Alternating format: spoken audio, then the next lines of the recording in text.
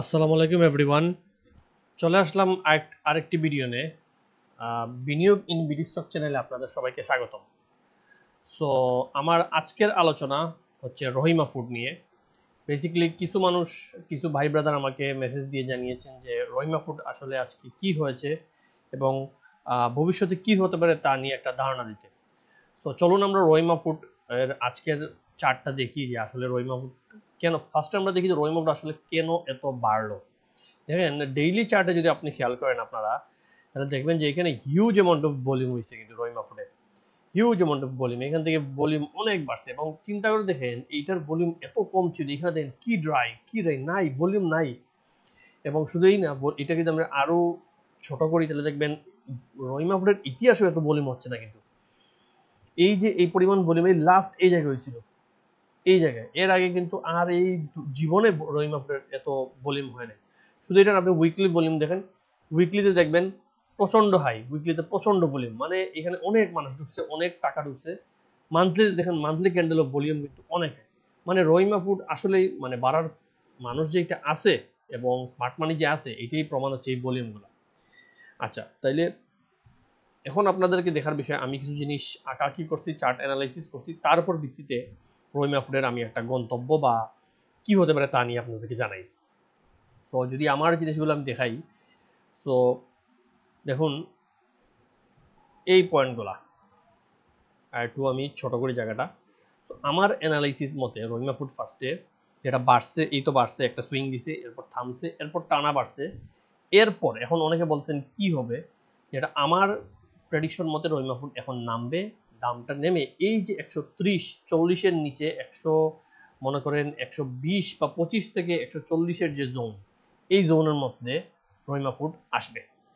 তো মেইনলি এই জায়গায় আসবে, আসার পর কয়দিন থাকবে, আস্তে আস্তে লাল ক্যান্ডেল, হয়তো সবুজ দুই একটা হবে, লাল হবে, এই জায়গায় আসতে পারে এবং আসার পর আবার একটা মুভ দিবে। এবং আলটিমেটলি রহিমা ফুড যে জায়গাটা যাবে সেটা হচ্ছে, আমি যদি এই জায়গাটা ছোট করি তাহলে দেখেন এই জায়গায় একটা গ্যাপ পেন্ডিং, এই জায়গায় মানে যাইতেই হবে, আজ হোক কাল হোক তাকে যেতেই হবে। কারণ হতে পারে এবার নাও যেতে পারে, কিন্তু আমার ধারণা এবার যে স্মার্ট মানি তারা এতটুকু পর্যন্ত নিয়েই ছাড়বে। সো এখন যদি বলেন তাহলে আসলে জিনিসটা কি করা উচিত, দেখেন ভলিউম কিন্তু এখানে প্রথম থেকে ভলিউম তীর দিয়ে আমি দেখাচ্ছি, ভলিউম বাড়তেছে। হ্যাঁ, সো এখন দেখেন এই জায়গায় রহিমা ফুড আমারও ছিল। আমি বলি জিনিসটা আমি কিভাবে করছিলাম। ফার্স্ট অফ অল আমি সত্য কথা বলবো যে আমি যে খুব সবসময় লাভের ট্রেড করি এরকম না, আমি নিজেও লস খাইছি, আমি নিজেও জীবনে বাস খাইছি। আমি রহিমা ফুড কিনছিলাম, আপনাদেরকে বলি, আমি রহিমা ফুড কিনছিলাম এই জায়গায় আমার ধারণা হয়েছিল যে ফর সাম রিজন যে এখন রহিমা ফুড বাড়তে পারে। এই 85-র দিকে আমি রহিমা ফুড কিনছিলাম, কেনার পর আমার আসলে অনেকদিন বসে থাকতে হয় এবং শেষ পর্যন্ত আমি এই কাছাকাছি 83-84 কাছাকাছি টাকায় ছেড়ে দিয়ে কিছুটা লস হয় আমার। কারণ আমি জানি এটা অ্যাকুমুলেশন জোন, কিন্তু আমি বুঝতেছিলাম না কতদিন লাগবে। দ্যাটস ওয়াই মানে আমার প্রেডিকশন, আমার ধারণা ছিল যে আসলে বেশি দিন লাগবে, এখানে একটা মুভ হওয়ার চান্স ছিল, বাট সেটা হয়নি। তাই আমি এই যে বক্সটা আঁকছি এই অ্যাকুমুলেশন জোনে অনেক দিন থাকে এবং আমি সেল করে দিই, মেবি 1 মাস 1.5 মাস হোল্ড করি, সেল করে দিই। সেল করার পর যখন এই বক্সটা ব্রেকআউট দিয়ে নিচে চলে আসে এবং নিচে যখন চলে আসে তখন দেখেন এইখানে আমি আরেকটা বক্স আঁকছি, এই বক্সেও কিন্তু অনেক দিন থাকে, যেখানে মানে স্মার্ট মানি এখানে পারফেক্টলি শেয়ারটা মানে হোল্ড করছে নিচে ইচ্ছামতো নিয়ে, এখানে ইচ্ছামতো নিয়ে, কিন্তু এখানে ভলিউমটা খুব কম করে রাখছে এবং এই জায়গা থেকে সে তারা রেডি হয়েছে। তাহলে দেখেন এই বক্স থেকে যখন এই বক্সটা ব্রেকআউট দেয় তখনই আমার ধারণা ছিল, আমি মানে ফার্স্ট সিগন্যাল পাই যে রহিমা ফুড বাড়বে। বাট স্টিল তখন আমি শিওর না, পুরোপুরি শিওর না। যখন এইখানে একটা সুইং তারা ক্রিয়েট করে, ঠিক যখন আমাদের এই আগের যে হাইগুলো টাচ করে এবং ক্রিয়েট করে যখন নামা শুরু করে, তখন আমি আন্দাজ করছি যে এইটা একটা সুইং এর ফেজ হয়ে গেছে, এখন থেকে একটা বড় মুভ দিবে। এই জায়গায় আমার এন্ট্রি ছিল, এই 2 ক্যান্ডেল 3 ক্যান্ডেল মিলে এখানে মনে হয় 3টা ক্যান্ডেল, এখানে 3 দিনে, আমি একদিনে আসলে কিনি না, তো 3 দিনে আমি এখানে এন্ট্রি করছি। তো যাই হোক, এটা হচ্ছে বাই পয়েন্ট যেটা আমি বক্সে বানায় রাখছিলাম। এবং এই বক্সটা ছিল একটা সেল পয়েন্ট অথবা বাই পয়েন্ট। মানে সেল বলতে কি, আপনি যদি চান বের হয়ে যেতে এখানে সেল করতে পারেন, এখান পর্যন্ত একটা মুভ দিবে এটা আমি জানতাম। এবং মোটামুটি কাছাকাছি দেখেন এসে কিন্তু লাল ক্যান্ডেল কয়টা দিছে, এখানেও কয়েকটা দিছে, এখানেও কয়েকটা দিছে, মানে এখানে একটা সেলের মানে প্রেশার গেছে। কিন্তু এখান থেকেও মানে সেল হইলেও এখানে কিছুদিন, আমার ধারণা ছিল কিছুদিন থেমে আবার উপরে উঠবে, কিন্তু আসলে কিছুদিন থামেই নাই, এটা আসলে আমারই চোখ ফাঁকি দিয়ে আবার টান দিয়ে উপরে উঠে যায়। তো এই জায়গায় যদি নতুন যারা এন্ট্রি তারা এখানে করতে পারতেন, আর যারা সেল তারা এখানে সেল দিয়ে বেরো যেতে পারতেন, আর যারা হোল্ড করছেন তারা তো খুব ভালো কাজ করছেন, অলরেডি একটা আপ পাইছেন। এখন কি বাই কবে করবেন যারা নতুন অ্যাড হইতে চান বা পুরান যারা আবার স্টক বাড়াইতে চান, চাইলে এখানে 2-1 দিন সেল দিতে পারেন। সেল দিয়ে যেহেতু অলরেডি আজকে একটা বড় ক্যান্ডেল হয়েছে এবং সেল দিয়ে নিচে নামলে এই জায়গায় আবার বাই করতে পারেন, এখানে একটা সাপোর্ট পাবে।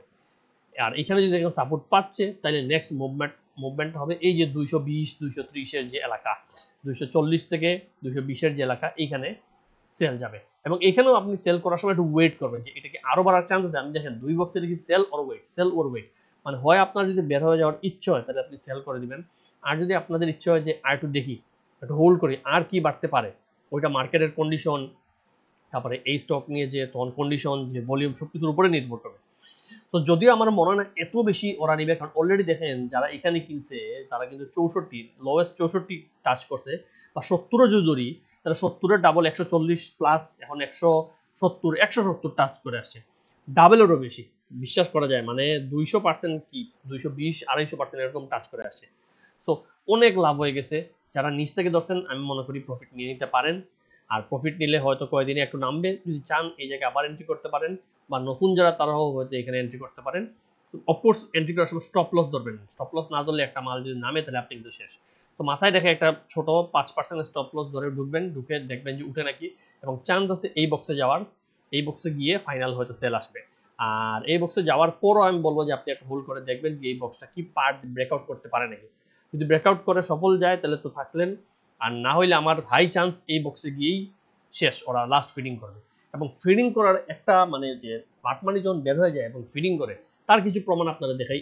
এই যে প্রমাণগুলো, এইগুলো নিউজ আসা শুরু করবে। এই যে আজকে একটা নিউজ আসছে, কারণ হঠাৎ যদি স্মার্ট মানি একসাথে লাভ দিয়ে সবাই বের হয়ে চলে যায়, তাইলে তো এটা নিয়ে একটা মানে তদন্ত শুরু হবে, সমস্যা হবে, অনেক কিছু হবে, এটা তো বুঝতেছি এগুলা। তাই স্মার্ট মানি বের হওয়ার আগেই ওরা করে কি, বিভিন্ন ধরনের নিউজ বার করা শুরু করে, যে নিউজগুলো দেখে আমরা মনে করি আচ্ছা ও লজিক্যাল, ঠিক আছে, তো কমার কারণ আছে, কারণ এটা তো আসলে এই জিনিসটা হয়ে গেছে। এখানে কি হয়েছে, ওরা ক্যাশনাট প্রসেসিং প্ল্যান্ট বন্ধ করে দিয়েছে। এটা board decision to suspend production of cashew nut processing plant, মানে এটা বন্ধ করে দিয়েছে, ঠিক আছে, দাম তো নামবে, আমার কিছু করে, কিন্তু আসলে এই জিনিসগুলা এরকম হঠাৎ করে হয় না। আবার দেখেন এই 2 জুলাই ঠিক উল্টা করছিল। 2 জুলাই আরেকটা দেখেন কোকোনাট প্ল্যান্ট সাসপেন্ড করছিল, এখানে একটা সাসপেন্ড করলো, এখানে সাসপেন্ড করলো, দুইটাতেই এফেক্ট করছে। এবারকারটা বেশি এফেক্ট করছে, এবারকারটা আসলে ফিডিং করছে, ওরা কিছুটা হয়তো বের হয়ে যাচ্ছে, অথবা চাইতেছে কিছু নামক আবার কিনে এটাকে আবার টান দিয়ে লাস্টে একটা ফিডিং দিবে, এইটা হইতে পারে। আর গত 2 জুলাই দেখেন, 2 জুলাই এই নিউজটা আসার পর, 2 জুলাইয়ের নিউজে যদি যান, 2 জুলাই আমাদের আসলে কি করছে আমরা একটু দেখে আসি। তো 2 জুলাই কোন জায়গায় হয় দেখি তো, 22 জুলাই, এইটা এই ক্যান্ডেলটা হচ্ছে 2 জুলাই, যেটা লাল ক্যান্ডেল, এর আগে একদিন লাল গেছে, এই দিন লাল গেছে নিউজে, আরো লাল গেছে, এরপর মনে হয় সবুজ গেছে, এরপর লাল। এই জায়গায় ওরা কিছু মাল কালেক্ট করে ফেলছে এই নিউজ দিয়ে, যেহেতু ওরা জানে ওরা তুলবে, কিছু তোলার পর দেখছে যে অলরেডি মানুষ এন্ট্রি করা শুরু করছে, ওদের তো ইচ্ছা মানুষ এন্ট্রি করুক না, ওরা আগে সবকিছু কালেক্ট করুক।